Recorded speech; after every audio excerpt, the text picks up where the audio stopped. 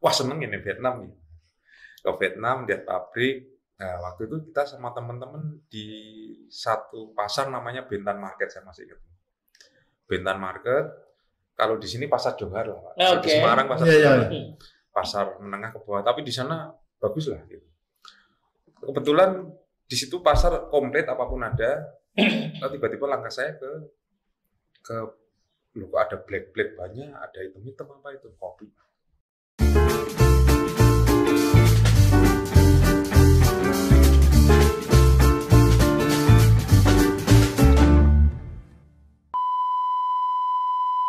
Jangan dong, penting money. Mati mana? Segar ya? Biasa. Segar tuh?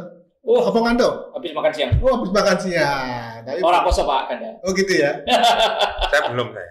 Oh, belum makan? Belum. Oh, nanti minum kopi nih. Iya. Tapi ini jam rawan, Pak Jumala. Jam rawan orang ngantuk. Makanya bintang tamu kita ini pas datang. Oh iya. Datang di saat yang tepat ya. Saat jam rawan ngantuk gini. Justru orang pada semangat setelah mendengarkan. Amin. Cak kendel satu ini. Dan suruhan kopinya nanti ya. Kita maksudnya ya. Iya. Tapi sobat kendel, ini nanti inspirasi luar biasa dari tamu kita kali ini ya. Dia adalah pengusaha kafe ya. Iya. Kafe kopi di sini. Namanya kopi di sini, Pak. Di mana? Di sini. Oh, Kopi di sini. Iya. Itu ada di daerah Fatmawati. Semarang ya. Semarang. Ya. Langsung aja kita Perkenalkan Mr. Robi. Ya. Silakan disapa. Siapa dulu sih? Ya, Betul. selamat siang. Saya Robi. Sama terima kasih Cak Kendel sudah diundang. Ini moga-moga jadi sesuatu di Semarang, podcast yang satu-satunya yang segininya menguak. Amin. Terima kasih. Menguak dan memberi inspirasi luar biasa. Amin. Terima kasih. Iya. Memang dari awal kita juga sudah menempatkan diri, Pak. Kita menjadi penghubung para inspirator dengan masyarakat luas ya. Tapi ini saya di interview aman ya, Pak Gende? Aman. Saya takut. Di belakang sudah ada bodyguard. Saya takut diinterogasi. Ya aman nanti paling ada ambulan. Ya. Oke. Ini saya panggil Korobi aja ya. Korobi ya. Terserah aja, Iya. semuanya masuk. Apa Iya. papi B ya. Boleh. Ayo nggak punya Aku Mas Robi aja. Kenapa? Karena aku punya mantu jenenge Robi juga. Begitu. Oh, Pak Jumal udah mantu. Sudah, cucu satu bro. Cucu udah. Oh iya. Udah meninggalkan dunia hitam. Iya. Ya kan? Terbukti sama Oke, rambutnya. Robi aja ya. Iya. Robi ini cuma dulu satu tim saya di kerjaan. Satu kerjaan, satu tim. Konco dolan gitu. Cah doyan mangan. Satu tim di kerjaan. Iya. Di Hino waktu itu ya. Di Hino ya. Jadi FYP teman-teman yang undang ke sini adalah Pak Ganda. Ya karena hubungan teman. Dulu satu tim kerjaan, satu tim, satu instansi, satu lapangan. Kalau ada apa-apa kendala di lapangan ya Pak Ganda yang turun. Ya karena saya kesini karena undangan beliau. Jadi tahu betul ya bagaimana beliau dulu ya? Wah tahu Pak. Oh ya. Tapi Bener nggak? Bener. Saya nggak mau bukan di sini Pak. Saya masih menghormati Pak. Jangan Pak. Oh no. Saya nggak mau rambutnya diputih kayak Pak Jumal. Iya. Oke. Jadi setelah kami resign ya, tetap hubungan karena memang dekat ya. Dua-duanya resign? Ya resign. Oh. Saya duluan kayaknya. Saya dulu dong. Pak Ganda duluan. Pak Ganda dulu ya. Dulu terus Robi, tapi pindah ya dia ke satu instansi lagi. Dan sudah punya posisi sebagai supervisor lah di ini baru. Dan malah manajer ya makanya. Bawahnya bos langsung itu. Jadi bodinya gede juga. Itu yang di perusahaan kedua itu ya. Di perusahaan kedua. Setelah udah dapat fasilitas mewah lah pokoknya ketemu saya itu wah udah naik mobil gitu kan. Pak Ganda kaget Pak. Saya naik beca ketemu dia naik beca kan. Waduh.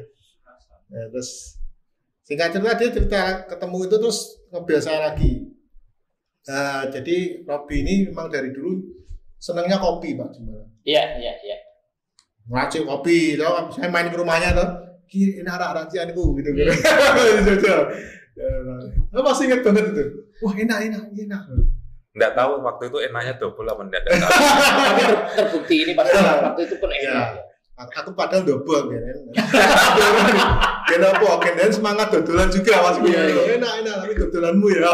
Ini enggak apa-apa ya, sini santai wae. Oh santai. Omongan kita tuh kayak gini, Pak. Santai kan.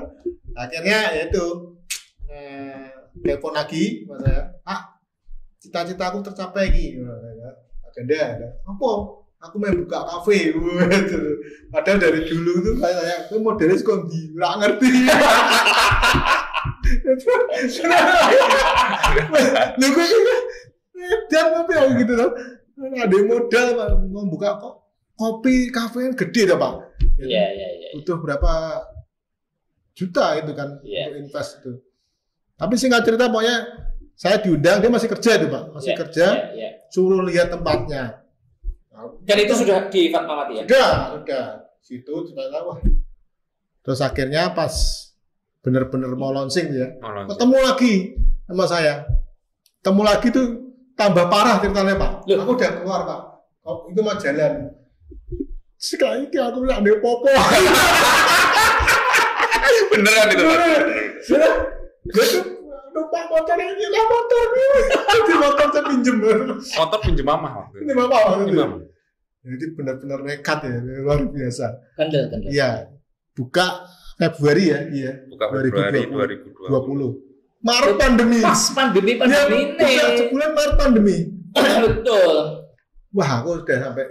Tapi aku sempat ketemu waktu itu ke sana ya, main ya. Malam main. Jalan. Sekeluarga Pak, rame-rame Pak.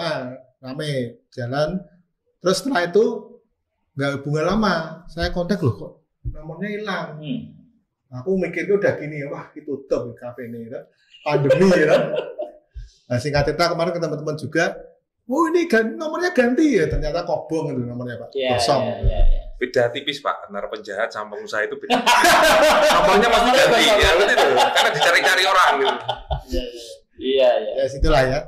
Tapi untuk lebih detailnya kita langsung aja tanya. Ya, tapi sebelum detail kita perkenalkan kepada Cak Kendel dulu. Ini apa sih produknya apa saja ini Pak? Ini apa? Di kafe. Ini semuanya varian sama kopi di sini namanya. Namanya kopi di sini. Kopi di sini, cuma jenisnya ya. Kopi di sini aja nih, 3 varian ini sama, cuma. Oh ini tiga jenis ya? Karena ini bestseller di tempat kita. Oh, bestsellernya kopi di sini. Kopi di sini tuh kopi, susu, gula aren. Kopi, susu, gula aren. Gula aren. Kopi di sini. Kopi di sini ya. Tapi nggak lengkap kalau nggak kita coba Pak. Kopi susu di sini. Coba lah. Iya, boleh ya dicoba. Boleh, langsung aja. Memang bawa. Nanti untuk info alamat Instagram, sosial media dan nomor teleponnya kita letakkan di deskripsi. Di deskripsi ya. Aduk dulu ya. Aduk. Gini ya. Supaya gula arennya dapat. Ini jadi tutorial nih. Jadi teman-teman kalau beli di kafe jangan lupa diaduk, biasanya gulanya di bawah. Oke. Oh gitu ya. Ya. Tutorialnya gini ya. Harus diaduk gini ya. Oke. Ya. Mari kita sambil ngopi jam ngantuk. Kopi di sini. Jalan Fatmawati. Fatmawati itu dekat Mojopahit. Jalan Fatmawati kalau dari Majapahit sekitar 100 meter kanan jalan. Itu patokannya. Di Google Map ada kan? Google Map ada. Saya itu termasuk yang tidak suka terlalu manis. Dan ini juga tidak terlalu manis. Jadi pas ini bagus. Dan tidak terlalu pahit juga ya? Ada pahitnya dikit-dikit, tapi memang mantep. Malah justru itu kopinya. Kopinya itu ya? Ini kopinya Robusta apa Arabica? Jadi tempat kita itu ada 2 blend Pak. Full Arabica blend sama full Robusta blend. Kalau ini apa yang dipakai di kopi susu ini full Robusta blend. Robusta ya? Robusta blend ya. Jadi kita yang paling susah itu di blendingnya. Ini ada susunya nggak? Ada. Ini namanya kopi susu di sini, Pak. Oh, pantesan. Iya. Ini bestsellernya kopi susu di sini. Moga-moga sampai rasanya. Sampai. Enak. Enak. Ya, ini bestsellernya di tempat kita. Iya. Es kopi susu di sini. Es kopi susu di sini. Iya. Kalau varian lainnya apa? Varian lain, jadi kopi susu aja saya explore sampai 10 macam. Kopi susu macam. 10 macam. Baru 10 macam. Jadi baru 10. Kalau diceritakan di sini dulu kan saya tiap ngopi ke tempat ngopi, sebenarnya saya ngopi entah sendiri entah sama temen, saya bawa note kecil. Kekurangannya apa, kelebihannya apa, tempat, produk, servis, ambient semuanya. Oh, riset ya. Saya catat sedikit. Itu namanya riset. Iya. Tiru orang Jepang. Dan itu enggak 1-2 tempat kopi ya, hampir semuanya waktu dulu saya pernah masuk. Hampir semuanya. Iya. Sampai ke Temanggung segala ya. Itu ceritanya lain lagi. Sebelumnya, Pak. Sebelumnya ya. Sebelumnya. Jadi bertahap lah ceritanya itu. Tapi berapa lama dengan riset mulai dari sebelum bikin kafe ini berapa lama? Ditarik mundur. Ya, udah boleh cerita ya dari awal ya. Dari awal kopi di sini tuh mimpi, Pak. Mimpi. Jadi saya support teman-teman yang punya mimpi yang besar. Iya. Mimpi yang sempurna ya.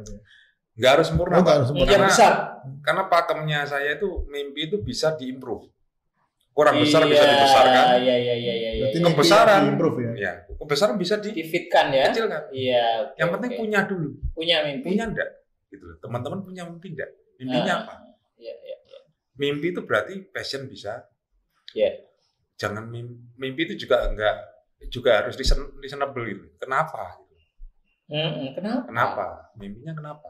Kenapa kok punya mimpi itu? Nah, umpamanya saya dulu pengen menaklukkan Semarang. Wah, mimpinya besar sekali menaklukkan Semarang. Waktu 2006 saya di Semarang udah kerja ikut orang. Pertama saya kerja di spare part motor, pernah di 2006 ya? Terus di obat-obatan. Loh, kamu menaklukkan Emang dari mana? Bukan dari Semarang? Saya dari Blora asli. Oh, Blora. Blora anak kampung, anak desa. Oh, udah aku Cepu. Oh, Cepu. Ke sana lagi ke Pak Jumat. Iya, Blora Cepu ya. Iya. Terus masuk. Terus kuliah di Salatiga, habis lulus bingung mau ngapain, akhirnya ke bawah teman-teman aja. Woi, lulus kudu kerja, Bro.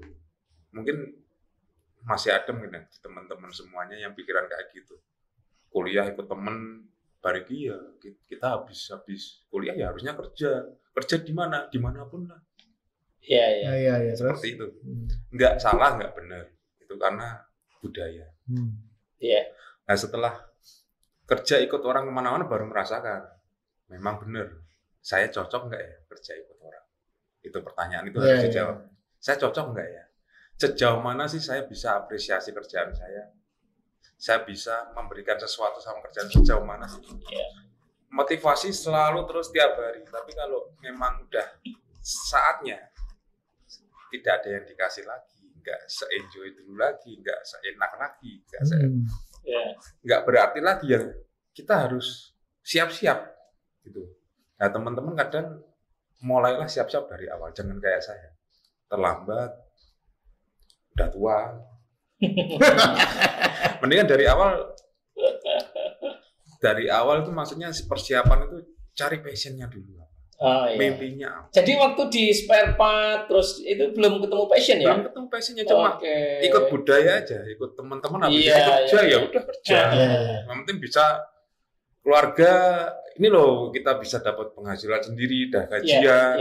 Itu kita bangganya enggak karuan. Bangga ya. Padahal itu ya menurut saya kalau mau mengulang yang saya nggak mau kayak gitu itu. Kalau seandainya dilahirkan kembali gitu ya. Jadi terlalu idealis ya salah. Iya. Terlalu ikut budaya gelundungan ya salah. Terus kok bisa ketemu titik aku seneng kopi. Mulai riset kopi gitu loh, Bro. Gitu. Nah, impian datang itu di tahun 2000. Inspirasinya kok di gitu. 2014 kalau nggak salah, Pak. Iya. Di Hino, kita kerja bareng di Hino waktu itu. Waktu ke Vietnam tuh ya? Lah kerja pertama kali itu tahun berapa? 2006. 2006 sampai 2014. cukup panjang. Ya, 2012, 14, 14. 2006. Hinonya 2014. 2006 saya kerja di spare part. Sampai sadar kamu itu nggak bisa ikut orang. Oke. Kamu itu harus bisnis sendiri. Iya, iya. 2014. 2014. Terlambat, Pak. Dan itu masih di Hino. Masih di Hino waktu itu. Iya, iya, iya. Jadi ceritanya titik baliknya, saya tuh kebetulan Pak, nggak sengaja menang 5 besar nasional. Dapat ke Vietnam gitu, ceritanya kayak gitu. Mantap. 5 besar nasional di Hino. Satu kerjaan sama Pak Ganda dulu. Dapat ribut ke Vietnam. Dapat ribut ke Vietnam. Tadinya saya di sini ngopi itu kapal api Pak. Boleh nyebutkan ngopi itu kapal api itu pun disuguhin temen, enggak saya minum, enggak enak sayangnya. Enggak suka kopi waktu itu. Enggak. Malah enggak suka kopi lah awal ya. Apa ya? Ya biasa gitu lah Pak. Es teh ya. Es teh. Kayak sesuatu gitu kan enggak. Nah, waktu itu terus wah seneng ini Vietnam nih. Ke Vietnam lihat pabrik. Nah, waktu itu kita sama teman-teman di satu pasar namanya Bintan Market, saya masih ingat. Bintan Market, kalau di sini pasar Johar lah, Pak. Di Semarang pasar Johar. Pasar menengah ke bawah, tapi di sana bagus lah gitu. Kebetulan di situ pasar komplit apapun ada. Lalu tiba-tiba langkah saya ke loh kok ada black banyak, ada hitam apa itu kopi. Jadi digelar di situ kopi semua. Kopi semua. Iya. Nggak tahu kenapa kok di dalam sini kok kepo, pengen tahu ke situ. Ke situ ngomong. Terus ternyata saya cipin. Pertama nggak ngefek apa-apa. Nggak ngefek apa-apa. Terus tiba-tiba guide, pengaruhnya guide. Guide-nya orang Vietnam cuman bisa bahasa Indonesia karena udah biasa nerima wisatawan kayak kita ya. Saya tanya gini, ini menariknya apa sih kopi Vietnam kayak gini? Nah, dia cerita Pak, Vietnam itu merdeka tahun 75, penghasilnya cuma robusta, punyanya cuma kopi. Kenapa kok pakainya susu kental manis? Kopi Vietnam itu nggak ada yang pakai susu pasteurisasi Pak, nggak ada yang pakai susu. Pakainya kental manis, kenapa? Karena bisa disimpan lama. Karena mereka terpuruk waktu itu. Iya.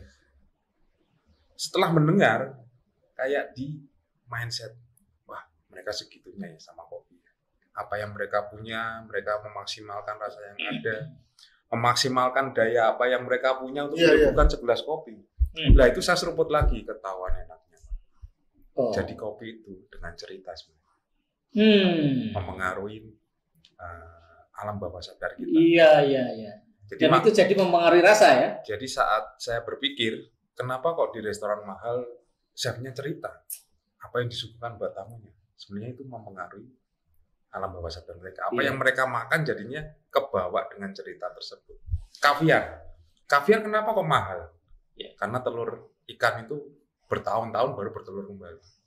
Iya. Chefnya mengatakan itu, ini kaviar ini dari lautan, ini ngambilnya kayak gini, memasaknya kayak gini. Mereka kosnya berapapun dibayar sama mereka. Karena kita manusia selalu pengen hal-hal yang rare, yang enggak umum, yang cuma kita bisa makan. Cuma kita yang bisa makan, cuma kita yang bisa melakukan. Makanya saat ada di astronot tur ke sana itu ya berlomba-lomba mereka kosnya berapa pun dibayar. Sama dengan kopi. Berarti titik awalnya itu ya di sini. Jadi panggilannya itu di Vietnam itu di Vietnam. Penyadarannya itu di Vietnam. Di Vietnam itu inspirasinya kena terus pulang. Lah, ceritanya terus saya akhirnya kan beli nih. Setelah ngicipi enak. Beli alatnya barang tuh ya, Pak ya? Beli alatnya. Beli alat itu di Vietnam juga. Vietnam juga. Waktu itu beli alatnya itu ada 2 jenis, ada yang aluminium sama ada yang stainless. Katanya penjualnya stainless saja lebih lama. Terus ada biji kopinya. Itu niatnya 250 gram waktu itu. Niatnya buat oleh-oleh Pak. Buat oleh-oleh ke Indonesia. Siapa tahu ada yang suka, saya cuma bawa beberapa itu kan. Nah, waktu sampai sini nggak ada yang minum. Padahal nggak suka kopi gitu kan. Teman-teman ya di rumah nggak ada yang suka. Akhirnya Pak Ganda datang, ya tak kasih kopinya ke Pak Ganda. Nah, waktu itu enggak, maksudnya teman datang tak suguhi. Di rumah ini, Di rumah. Tapi saya sendiri. Akhirnya karena nggak ada yang minum, teman rumah juga jarang. Akhirnya tak minum sendiri. Nah, itu pun setelah semingguan. Saya ingat di Vietnam kan capek mungkin ya, seminggu itu saya kerja lagi capek, terus begitu ada waktu luang saya ingat, oh saya bawa kopi ke Vietnam. Mulai nyoba alatnya, tapi saat itu saya nggak punya device, Pak. Saya nggak punya apa-apa, cuma biji kopi. Ini mau tak apain? Tahu uleg-uleg juga bingung, nggak bisa itu. Nah, mau nggak mau saya harus ke kedai. Nah, kedai pertama yang di Beteng. Saya masih ingat kedai pertama kedai kopi yang stasiun kopi ya. Bukan, waktu itu ada namanya E-Kopi kalau nggak salah. Oh, E-Kopi. Di Beteng gimana? Pecinan. Semarang. Iya toh. Semarang. Di Beteng. Lah waktu itu saya masuk, saya cerita sedikit, baru tahu grindering itu juga ada size-nya. Ada nomor 1, nomor 2, ada halus, ada medium, ada kasar. Itu saya baru tahu di situ bahwa green size itu ada. Lah saya minta tolong di sana untuk merajangnya, untuk grinding di sana. Di sana itu di Vietnam? Bukan, di Beteng tuh. Beteng. Aku pikirannya sana Vietnam terus loh. Ya lanjut. Di kopi itu jadi tahu green size untuk Vietnam itu nomor berapa. Setelah tahu itu makin kepo lagi. Makin kepo ya. Makin kepo lagi, makin ingin tahu lagi. Oh, kopi segitunya ternyata. Karena di kopi mengandung banyak cerita. Bagi saya itu knowledge. Ya. Nah, setelah itu kopinya habis, Pak. Saya pengen kopi yang seperti ini lagi. Saya cari di Sukorejo, Temanggung, Wonosobo. Ya, saya cari. Karena pusatnya ya. Nah, ceritanya di dalam perjalanan itu saya ketemu yang lebih pintar dari saya. Saya bawa catatan lagi, saya catat lagi. Ketemu petani. Dibawa ke kebun. Tahu banyak lah tentang kopi ya. Jadi teman-teman di sini kalau saya mau share, kalau suka kopi, pengen di bisnis ini, mending ketemu petani. Itu sangat-sangat membawa kita empati, simpati terhadap petani itu banyak, terhadap kopi terutama. Karena kopi itu sesuatu anugerah dari Tuhan. Kalau kita giniin salah enggak, kita gini. Sama dengan Vietnam dulu. Harus memaksimalkan sumber daya yang ada supaya biji kopi itu menampilkan yang terbaik dari kopi. Memberikan rasa yang maksimal di dalam satu gelas. Jadi nanti teman-teman akan merasa bersalah jika kopi tidak didaya gunakan seperti itu. Tidak dimaksimalkan. Nah, ketemu petani, ketemu teman-teman yang lebih pintar, akhirnya mulai kumpul uang sedikit, beli kettle, beli grinder. Mulai pelan-pelan ya. Karena udah suka ternyata kopi segitunya. Jadi yang membuat saya ini sebenarnya cerita kopi, ceritanya aja yang membawa saya sampai ke sini. Ceritanya luar biasa. Akhirnya eksperimen sendiri di rumah, menyobain kopi, dan Indonesia itu kaya sekali, banyak ragam kopinya. Terus akhirnya sampai punya cita-cita buka kafe itu gitu. Jadi kan saya juga dapat masukan dari Pak Ganda juga, apa yang kamu jual ya kamu harus tahu. Itu yang saya lakukan di Indo juga. Apa yang saya jual produk knowledge harus menguasai. Apa yang kamu jual ya harus. Karena yang bikin customer yakin adalah pengetahuan kita. Setelah seperti itu saya merasa agak bisa membuat kopi. Di kopi itu nggak ada yang salah, nggak ada yang benar, ya cuma bisa belajar, agak bisa. Buat kopi akhirnya, wah ini saya harus jual. Jual awal dari botol, Pak. Waktu itu botol. Pak Ganda pernah, kayaknya pernah. Nyoba. Terima PO. Dan yang pertama kita jual ya ini, kopi susu gula aren. Waktu itu. Jadi kita terima PO, kita mau buat, kita blend sendiri, kita pokoknya racik sendiri supaya produk ini bisa mewakili kami itu apa gitu waktu itu. namanya sudah ada kopi di sini, cuman kita belum punya tempat. Kita masih punya pakai botol dulu ya segini. Botol. Ya. Jadi kita buat di rumah, teman-teman kalau mau pesen WA, biasa WA kita kirim sampai mana-mana Pak waktu itu Pak. Nah setelah itu PO masih PO. Tahun 2014 juga sama itu. Jadi dalam setahun itu. Jadi sudah melayani ya? 2014, 2015 lah. Setahun 2015, itu 2015-an lah. Ya. 2015 itu udah mulai. Dan masih di Hino. Masih di Hino. Itu pun cuma teman-teman Pak. Iya. Enggak yang nah, itu cuma mimpi karena. Itu kopinya masih serbo atau sudah berbentuk seperti ini? Botol Pak. Botol. Ya. Jadi setelah itu mikir ya, kayak jualan ini paling tidak kita udah bisa ngerasakan jualan. Iya. Peminatnya gimana. Jadi waktu itu kita juga survei kecil-kecilan ke teman-teman yang tes pasar lah ya. Kita datang gimana, banyak masukan, banyak itu jelas kita disayangi. Kalau orang ngasih masukan ke kita berarti itu kita disayang. Iya. Setelah itu agak saya tinggalkan dulu karena tetap ngeracik, tetap itu cuman dari teman-teman sharing-sharing saya survei juga belum ketemu tempatnya, kosnya belum ada. Jadi saya masih ikut orang. Iya. Masih di Hino, masih di akhirnya pindah ke agak gede. Kita sebutin aja ke Holcim, Pak. Ke Holcim. Karena saat itu saya presentasi terus bosnya suka sama saya, akhirnya dihubungi langsung, udah kamu di sini aja. Jadi nego gaji terus langsung masuk. Nah waktu itu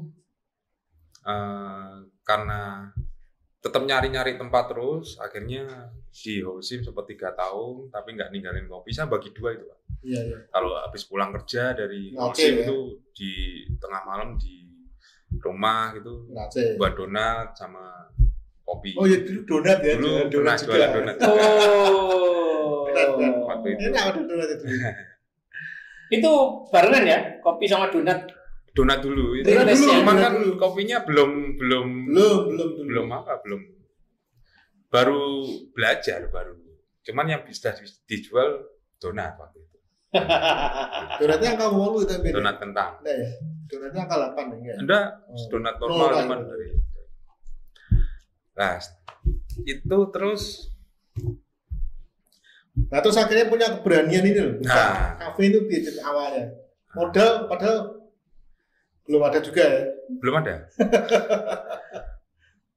Jadi ketemu orang. Ketemu investor. Ketemu orang, ketemu teman yang banyak itu harta kita. Iya. Jadi kopi di sini tuh 2 orang basicnya, saya sama Ririn. Ririn. Saya ketemu orang itu pertama Ririn. Ririn kita cerita dia yang banyak support. Jadi akhirnya support terus. Support dalam hal ini ya. Dalam arti kamu bisa buat kopi kok, kopimu enak kok. Ayo toh, kamu harus. Sayangnya Ririn nggak ada nih ya? Nggak ada. Maaf ya ini lagi belanja dia. Jadi saya suruh mewakili. Partner. Partnernya dia. Partner kopi sampai sekarang. Katanya kan flashback Pak. Kenapa saya bisa begini? Ya, karena saya nggak ada modal juga waktu itu. Nggak ada. Saya ketemu orang dulu. Awalnya. Nggak, maksud saya masih jadi partner sampai sekarang. Masih. Ketemu orang dulu. Ya. Jadi teman-teman carilah teman yang banyak. Carilah. Siapa tahu salah satunya apa salah duanya. Networking. Ketemu yang visinya sama, yang saling bisa support. Yang misinya sama, yang bisa saling melengkapi. Iya. Ketemu orang, akhirnya berjalannya waktu, saya disupport terus, saya juga katanya menyupport dia. Apa yang dia nggak bisa, saya bisa, saya nggak bisa, dia bisa. Makanya akhirnya berdiri ini ya. Akhirnya saya cari tempat, tadinya pengennya yang kecil aja Pak. Nah setelah dapat tempat, mulai kebingungan ada lagi. Modal dari mana? Saya jual apa yang ada waktu itu. Saya udah di Holcim saya juga merasakan udah saatnya lah saya harus usaha sendiri ya. Saya jual motor, saya jual emas-emasan waktu itu. Ririn sama, jual hartanya dia. Kurang modal lagi kita berdua membuat proposal cari investor. Segitunya. Dan ada yang percaya tapi. Ada yang percaya, ada yang percaya. Karena kan itu lagi banyak-banyak juga yang buka kopi, Pak. Iya, waktu itu sebentar. masih jarang. Datang Masih jarang ya? membawa Jarang, proposal kepada berapa orang? Datang kepada berapa orang? Pertama kita ke teman-teman dulu ya. Oh iya. Minimal mereka tahu Iya, iya. Udah ya itu ya. kita mau apa. Berapa orang kira-kira teman-teman yang dihubungi? 20 lebih, Pak. Oke. 20 lebih, 30 lebih Yang enggak. ngandal akhirnya? Satu.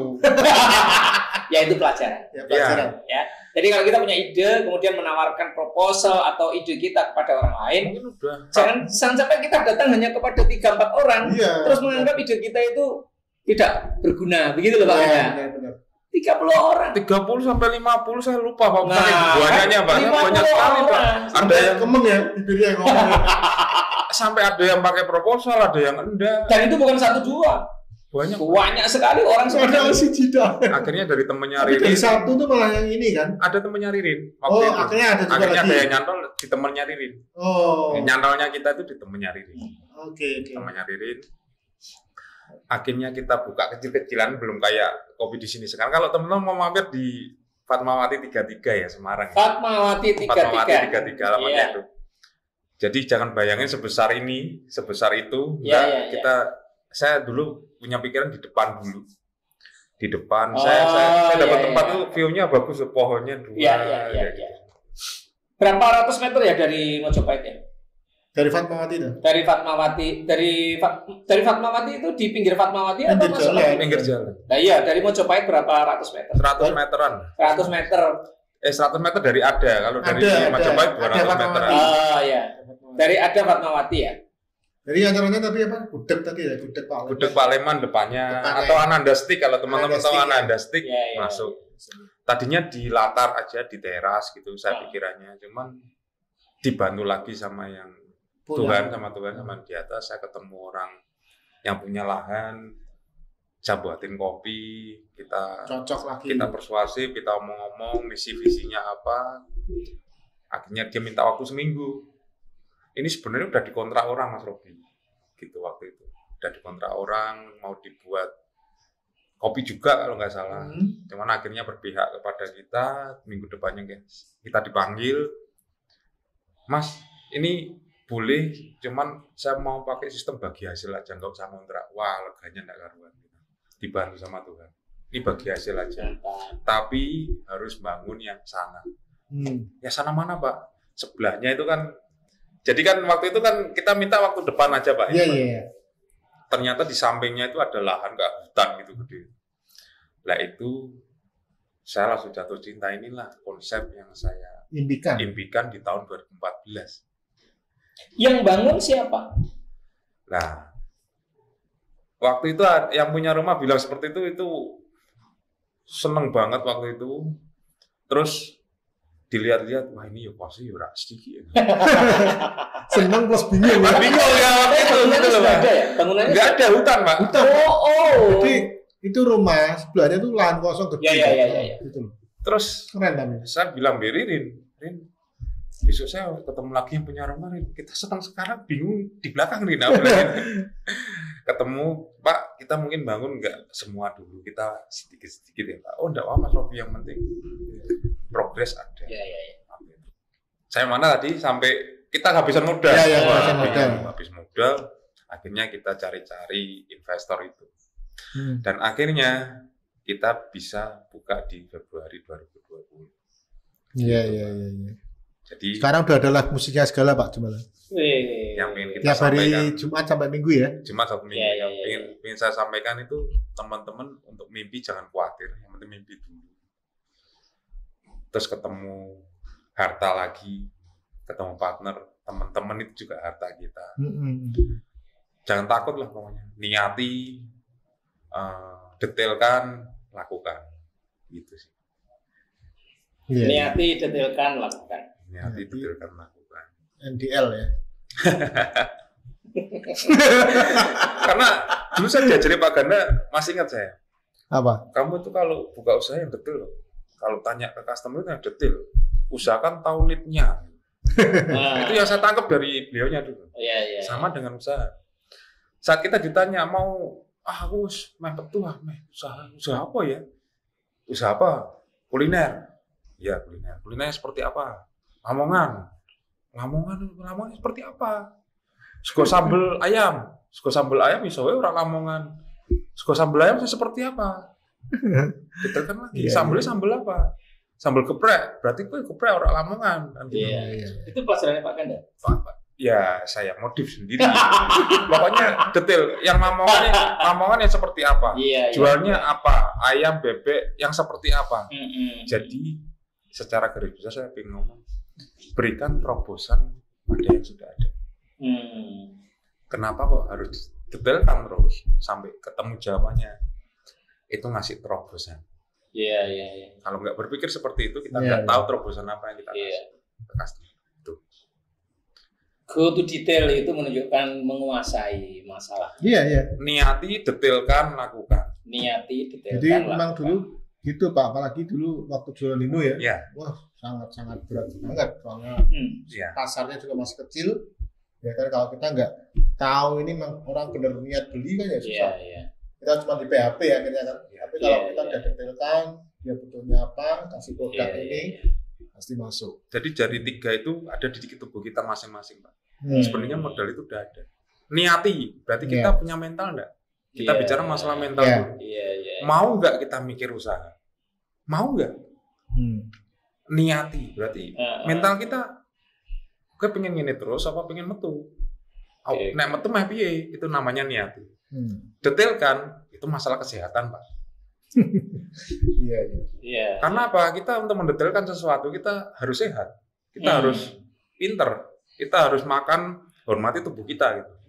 Coba kita bisa mendetailkan. Karena apa? Menuntut survei kemana-mana, menuntut pengetahuan, apa yang kita kasih terobosan, lakukan. Berarti itu sehat. Berarti orang sehat harus melakukan. Berarti kita perlu hati yang teguh untuk apa? Hati yang friendly untuk cari teman-teman. Ya, terus Robi. Ini kan udah jalan 2 tahun ya. 2 tahun. Menurut kamu apakah perjalanan ini udah sukses? Robi di sini. Tolok ukur sukses. Perjalanan udah sukses. Secara branding udah sukses. Saya bilang. Secara branding udah sukses. Dan itu tujuanmu apa enggak tuh? Tujuan Pak. Tujuan awalnya adalah branding dulu. Ya? Branding dulu. Secara branding udah sukses. Dulu. Saya pengen jadi sesuatu di Semarang Timur. Gitu itu ya? tujuan awalnya. Nah kamu tolak ukurnya apa kalau bisa bilang brandingnya sukses? Nah, jadi mungkin ini yang saya share di sini yang buat teman-teman semua apa yang saya lakukan. Pertama kopi di sini kebentuk akhirnya 2020 Februari kebentuk. Maretnya pandemi Pak. Ya, oke. Maretnya pandemi. Kita pernah pernah beberapa kali itu nggak ada yang mampir sama sekali. Waktu itu saya sama Rini cuma di depan. Apalagi jam 8 udah harus tutup ya? Kita belum ngomong itu. Belum kita itu ya? 1 bulan awal itu. 1 bulan awal. Kita semangat nih. Lockdown. Yang awal belum, ya? Awal. Sampai Februarinya belum. Kita semangat nih. Wah mesti enak nih. Mesti sip. Mesti rame. Ya? Nol Pak. Nggak ada yang tahu. 1 hari nggak ada yang masuk, 2 hari nggak ada yang masuk, kosong. Cuma teman-teman aja. Nah terus itu mental saya kena mental ya? Kena mental, berdarah-darah. Terus nggak hafid ya? Mentalnya kenapa gitu? Padahal kita udah segitunya, kita udah hati-hati di produk, hati-hati di tempat. Dan kita juga sudah mulai PO juga, artinya udah ada yang kenal ya. Orang masuk udah kita layani itu loh. Terus, nah ini yang saya lakukan. Saya jalan-jalan. Yang lakukan apa tuh? Saya jalan di tempat kopinya. Saya lihati. Apa ini petang ya gara-gara ini? Di depan tak. Petang. Suang sawang. Petang ya, berarti masalah di lampu. Lah, akhirnya besok saya punya kegiatan Pak. Ke Meranggen, cari lampu murah waktu itu. Kan kita uangnya habis. Uangnya kan habis waktu itu. Nyari lampu murah. Nyari lampu murah, cepat padam. Meranggen sampai Logosari. Survei lampu Pak ceritanya. Tapi itu bikin kita bahagia. Kenapa coba? saat mental turun, cari satu hal positif yang buat kita bahagia. Kita akan kerjanya semangat lagi. Iya, iya. Soalnya kita dari dulu kan gambar kerja tagline-nya jangan lupa bahagia. Jangan lupa bahagia. Saat teman-teman yang baru buka, itu get ning hidup sana. Iya. Saya dari itu dulu udah ngomong jangan lupa bahagia, ini saat teman-teman merasakan hal yang sama saya waktu buka, tiba-tiba nggak seperti yang kalian pikirkan, cari satu hal positif aja. Iya. Apapun itu, jangan sampai down sekali. Cari satu hal positif. Kalau saya cari lampu dulu, itu jadi padam seneng banget. Iya, terus itu ya dipadangi ya. Dipadangi aja. Terus hasilnya? Iya. Tetap aja, enggak apa-apa. Tetap aja belum ada yang masuk. Tapi kan Iya, minimal waktu itu adalah punya sesuatu yang dikejar. Ya, semangat. Semangat ya. Terus jalan-jalan lagi Pak, kurangnya apa gitu-gitu Pak. Walaupun kos semua ya. Kosong sampai sebulan pertama masih kosong terus? Enggak, itu seminggu awal cuma temen yang masuk. Terus kosongnya 4, temennya 3, itu pun enggak enak. Setelah itu branding, ada 1 orang masuk, 2 orang masuk. Akhirnya yang paling power itu adalah getok tular mereka. Karena tempat kita kan ngumpet ya. Nah, tempat kita ngumpet, akhirnya mereka merasakan ambience-nya enak, merasakan kayak pulang kampung. Konsep kita dusun ya. Iya. Mereka senang produknya, akhirnya ada yang mereka bawa pulang, ada yang mereka bawa tidur, entah itu bambunya, entah itu kopinya, pokoknya namanya ambience itu, konsep itu harus dibawa pulang. Mereka tidur, ingat besok kembali lagi. Balik mana? Terkenang. Jadi kita beli kopi ini, kenapa kita beli mahal ini kenangannya Pak. Kenangannya, kayak kita punya anak deket Transmart bilang ke temannya, oh aku beli papa, lu roller coaster gini. Kita mau bayar kenapa? Supaya anak itu senang, kenangannya kita beli. Cuma tiket kertas kita beli 50.000 kan gitu. Konsepnya balik lagi ke situ. Nah terus sampai mana tadi? Sampai ya itu sebulan pertama. Terus kena pandemi. Untung kita udah getok tular lumayan Pak. 1 jadi 2, 2 jadi 3, 3 jadi 1000. Itu prinsipnya. Jadi apa yang kita tampilkan itu harus yang terbaik buat pelanggan. Customer oriented. Karena customer itu bisnis itu cuma komunikasi satu arah baik kita. Iya. Customer mau bilang ke kita berarti sayang banget sama kita. Ibarat ada survei dari ibarat survei yang kamu lakukan berarti ya. Ibarat itu Pak, komunikasi satu arah. Kritik, saran itu sangat memacu kita. Iya. Jadi ukuran sukses tadi balik ke Pak Ganda, brand kita dikenal di Semarang Timur karena saya sudah mulai dari survei 500 meter, 1 kilo, sampai kemarin saya 3 sampai 4 kilo dari site. Dari beberapa teman udah tahu kopi di sini itu aja. Ya. Terus ini dijual di marketplace juga nggak? Shopee itu? Kita komplit Pak. Ada semua ya? GoFood, Grab, di Shopee Food. Ada promo ya kalau di sana ya? Malah ada promo. Iya. Ketik aja kopi di sini teman-teman.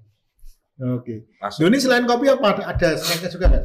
Snack makanan besar itu ada? Karena konsepnya dusun ada Pak. Ada ya. Jadi kita jualan snack desa Pak. Apa itu? Ada pohong, mendoan, pisang goreng juga, pisang goreng rumahan. Pohong. Ada tahu crispy. Modern juga ada kentang goreng juga ada. Tahu mercon ada. Tahu mercon. Terus untuk makanan beratnya kita punya nasi goreng kampung, nasi goreng Jawa, nasi goreng merah, ada rice bowl-nya agak komplit. Banyak juga menunya ya. Nasi goreng Hongkong nggak ada ya? Nasi goreng Hongkong belum Pak. Ini kan konsepnya beda Pak. Biasanya di Indonesia Pak. Mie ada, mie juga ya. Mie ada. Mie ayam di sini ada. Tapi keren lah. Sampai akhirnya bertahan ya. Ya terus rencana pengembangan ada nggak nih? Pengembangan ada Pak. Kopi di sini. Udah saatnya lah. Cuman ini masih belum bisa di-share di sini, masih kita. Ya, kita di sana review aja, lagi ya. Moga-moga nanti diundang lagi ya untuk kita ekspansi ya. Bisa ceritakan di sini lagi teman-teman. Maaf kalau panjang sekali saya ceritanya. Kok bisa ketemu merek di sini itu gimana? kopi di sini waktu itu Pak, saya mikir kopi ketemuan di sini. Jadi unik tuh. Janjian Belum gitu ya. sebanyak ini kopi. Saya Iya. cari nama kopi yang unik apa ya? Ketemuan yang di bro, ketemuan di sini bro. Nah akhirnya kopi ketemuan di sini. Tapi saya ngomong sama Ririn, kepanjangan kita diskusi lagi, akhirnya ketemuannya dihilangin kopi di sini. Kopi di sini ya. Nah, main ini bro, di sini bae kan enak nyebutnya. Neng kene kan di sini ya. Kan di sini. Iya. Gimana Pak Jumala? Menarik sekali. Terutama Cak Kendel yang ingin Membuka bisnis ya, kafe ya. Ya. Nah ini kalau mau main Pak sana pas hari Jumat ya, yang enak ya. Kenapa hari Jumat? Ada live musik. Oh. Ya, 3 hari tuh. Jangan teman-teman sana setiap hari aja. Saya paling nggak seneng seperti ini saya. Karena orang ngopi nggak bisa dibatasi Jumat atau Minggu ke sana tiap hari aja ya. Udah saiki ya. Saya senang sekali kalau teman-teman ke sana tiap hari. Tiap hari ya. Tiap hari aja. Tapi lebih asik hari Jumat, Sabtu, Minggu. Jumat, Sabtu, Minggu itu kan kita apresiasi bagi yang udah penat kerja di weekend, mereka butuh. Tapi yang asik kok suasananya, suasana desa. Jadi Iya. namanya juga dusun ya. RT apa gitu ya. Ya kita tempat-tempatnya ya. konsepnya buat dusun sendiri, ada RT-nya, saya kepala RT-nya Pak gitu Pak. Oke. Ya wes. Sebenarnya masih banyak yang perlu kita eksplor, tapi mungkin nanti diundang lagi Pak Kenda. Iya. Nanti dibikin karena waktu juga aja, ya. Iya Pak. Ya karena waktu juga. Tapi sebelum berpisah, silakan kasih tips inspirasi untuk Sobat Kendel. Iya. Jadi teman-teman, yang penting modal itu ada di teman-teman sendiri semua. Jangan takutkan modal apapun. Di tubuh-tubuh kalian-kalian itu udah ada punya modal sendiri. Cuma harus dijaga kesehatannya, makan yang banyak, tambah pengetahuannya. Karena apa perlu diniati, didetailkan dan lakukan. Niati, detailkan dan lakukan. Punya niat dulu yang baik, niat mau apa, detailkan rencananya mau apa. Oke. Lakukan. Mantap.